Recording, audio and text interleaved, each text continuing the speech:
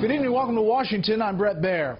The reverberations from Tuesday's surprise firing of FBI Director James Comey have political Washington in the kind of frenzy rarely seen even in the most pressure-packed times. President Trump is defending himself, saying Comey was not doing a good job. Vice President Mike Pence is sticking up for his boss, calling the dismissal the right move at the right time. Meantime, congressional Democrats, some of whom had called for Comey's head following the Clinton email investigation, are demanding a special prosecutor. Chief White House correspondent John Roberts starts us off, as he often does, on the North Lawn. Good evening, John. Brett, good evening to you. In this tangled web of claims and counterclaims, one thing that we did learn today that was new, the firing of James Comey had a lot more to do with what President Trump was thinking about him than we were first led to believe. Nearly 24 hours after firing James Comey, the White House today dramatically shifted the narrative on how his departure came about. Initially, officials insisted the Deputy Attorney General made the recommendation in recent days. Today, the Deputy Press Secretary said the President has been thinking about it for months. In regard to the termination of the former FBI Director Comey, the President, over the last several months, lost confidence in Director Comey, and frankly, he'd been considering letting Director Comey go since the day he was elected. On Capitol Hill, Democrats labeled the firing as, quote, Nixonian, accusing the president of trying to snuff out the investigation into Russia's election interference. Were those investigations getting too close to home for the president?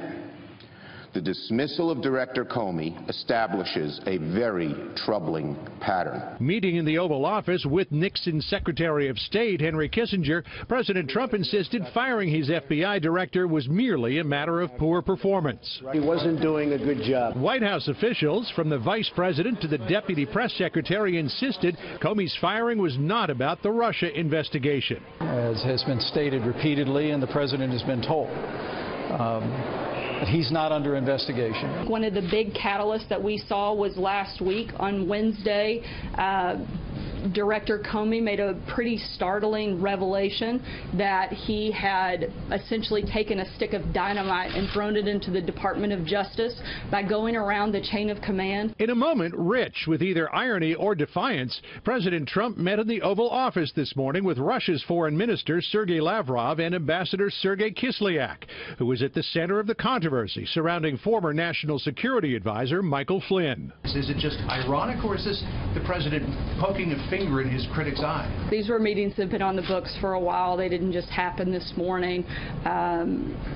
There's not a strategy to go after the Democrats on this. I think, frankly, the saddest thing is that the Democrats are trying to politicize and take away from something the president should be doing. If President Trump was considering firing Comey right after the election, it must have also been on his mind when he praised him for reopening the Clinton email investigation in late October. It took guts for Director Comey to make the move that he made. What changed?